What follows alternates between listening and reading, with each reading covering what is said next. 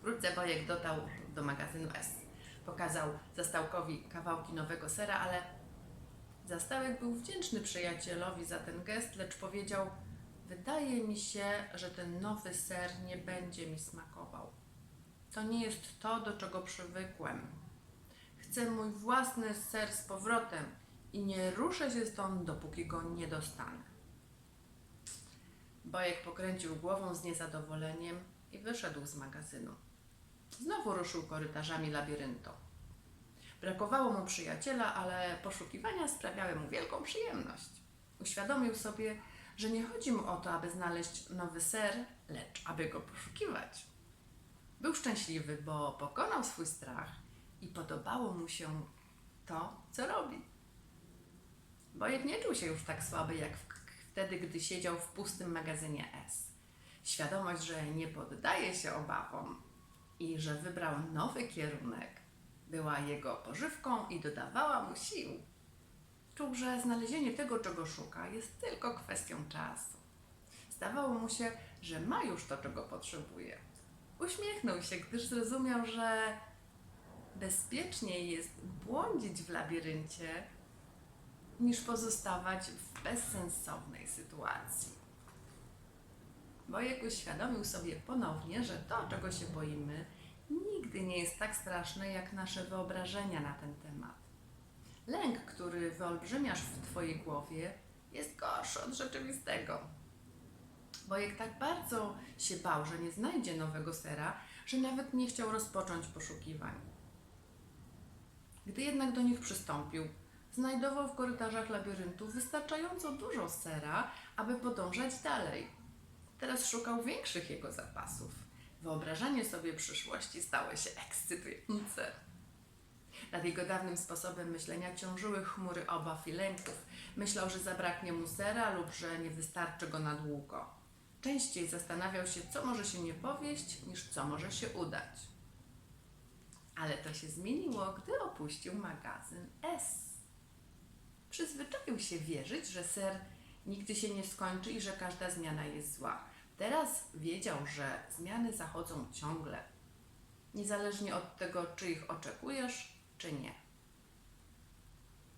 Zmiany mogą cię zaskoczyć tylko wtedy, gdy się ich nie spodziewasz.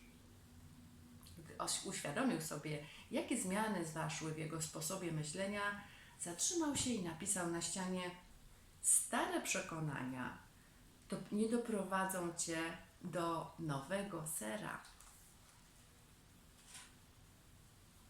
Bojek nie znalazł jeszcze sera, ale biegając po labiryncie wiele się nauczył. Zauważył, że jego nowe przekonania wyzwoliły nowe zachowanie. Zupełnie inne niż to z czasów oczekiwania na ser, który zniknął. Teraz wiedział, że gdy zmieniamy swoje przekonania, zmieniamy także postępowanie.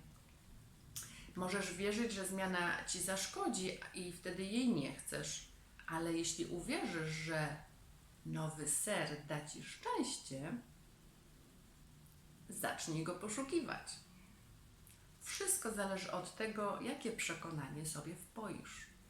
Bojek napisał na ścianie: wierząc, że możesz znaleźć nowy ser, który da ci radość, zmieniasz kurs.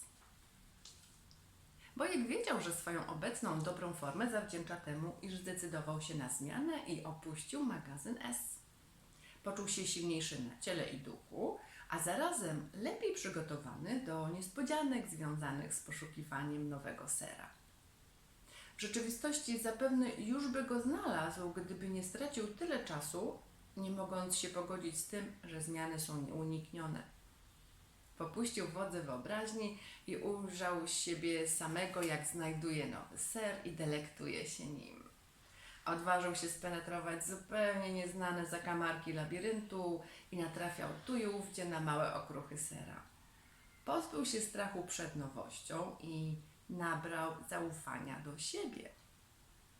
Kiedy myślał o tym, skąd przyszedł, Bojek był zadowolony, że nie zostawił tyle napisów na ścianach. Ufał, że posłużą jako drogowskazy po labiryncie Zastałkowi, kiedy ten nareszcie odważy się opuścić magazyn sera S. Bojek miał nadzieję, że zastałek zdoła przeczytać jego napisy na ścianach i podąży za nim. Zapisał więc także to, o czym myślał od pewnego czasu. Obserwuj małe zmiany. Będziesz gotów na duże, kiedy nadejdą.